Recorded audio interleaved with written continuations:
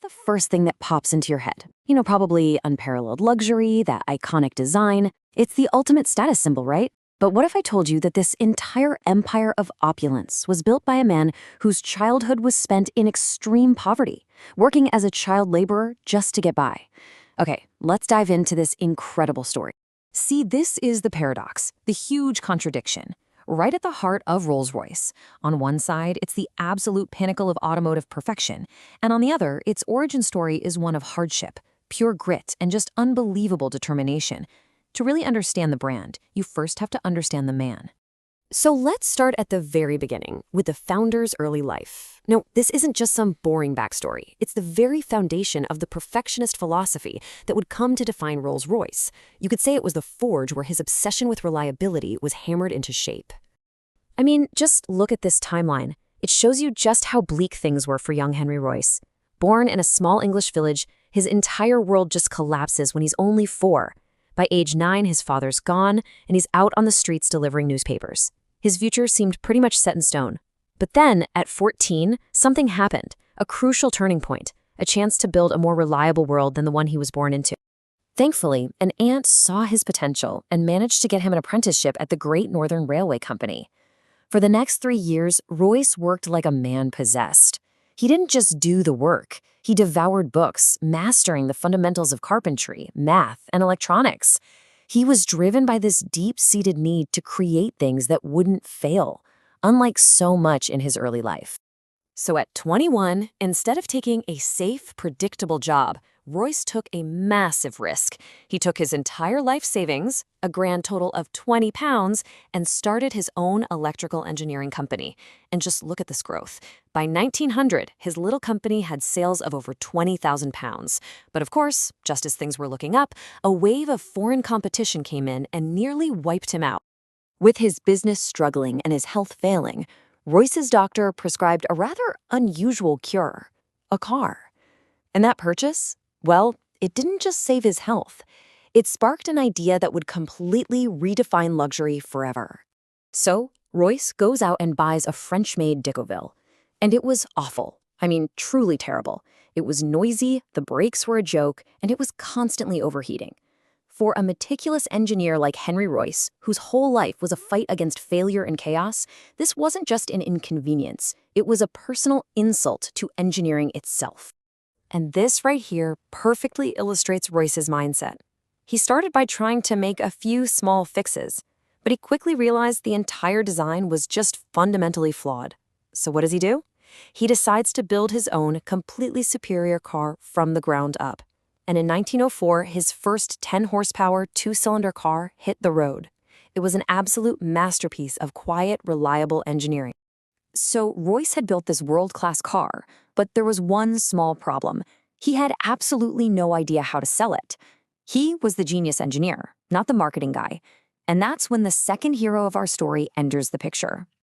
Enter Charles Rolls. And Rolls was everything Royce was not.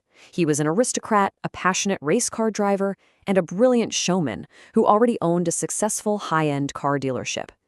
So you have Rolls, who's looking for a top-tier British car to sell, and Royce, who's looking for someone who can sell his masterpiece. It was a perfect match. This was Rolls' reaction after seeing Royce's car for the very first time. He immediately knew he was looking at genius. So they agreed to a joint venture. Royce would build the cars, and Rolls would sell them under a brand new name, Rolls-Royce. The company officially kicked off in March 1906. Okay, so with their partnership cemented, they set out to do one thing and one thing only: build the best car in the world. Their success would be absolutely meteoric, but it would soon be followed by an unimaginable tragedy. Late in 1906, they launched a car that would become their legend, the 6-cylinder Silver Ghost. And that name wasn't just some clever marketing. The car was so mechanically refined and so silent, it truly felt like a ghost gliding down the road. And to prove this wasn't just some empty claim, they subjected the car to an unbelievable endurance test. Get this, they drove a Silver Ghost for 24,000 kilometers, that's about 15,000 miles, continuously, day and night. And it passed without a single issue, cementing its reputation for being basically bulletproof. They also organized these famous demonstrations, like the whisper test. They'd balance a coin on its edge on the car's bonnet while the engine was running, and the engine was so smooth, so perfectly balanced that the coin wouldn't even fall over. This wasn't just a car, it was a piece of precision art. But just as the company was reaching the absolute height of its success, disaster struck. In 1910, Charles Rolls, who was also a pioneer in aviation, was killed in a plane crash. He was only 32. Then, just a year later, Henry Royce himself was diagnosed with cancer and told he had only a few months to live. The company's future seemed completely doomed. Royce miraculously survived his illness, only for the company to face another existential threat, World War I. The market for luxury cars vanished, like overnight. But while others saw ruin, Royce, ever the engineer, saw an opportunity to pivot. And what a pivot it was! Royce realized the very qualities that made the Silver Ghost a great luxury car, its unshakable reliability and its smooth ride, also made it the perfect platform for war. They transformed it into armored cars, mobile machine gun platforms, and, because it was so incredibly smooth, war ambulances that saved countless lives. But the pivot didn't stop there. Royce saw that Britain's Air Force was relying on foreign engines, so he taught himself aero-engine design and in 1915 launched the Eagle. It was lighter, more reliable, and more fuel-efficient than anything the competition had. This move into aviation gave the Allies a critical advantage and basically secured the company's future. After the war, Rolls-Royce emerged stronger than ever, a true titan in both cars and aviation. So let's move to our final section and see how Royce's philosophy was cemented into a global icon. In the years that followed, the innovation just kept rolling. The legendary Phantom was launched in 1925. In 1931, they actually acquired their bankrupt rival, Bentley. And then Sir Henry Royce, the boy who started with absolutely nothing, passed away in 1933 at the age of 70, having built an enduring empire of excellence. And of course, you can't tell the Rolls-Royce story without mentioning its famous mascot.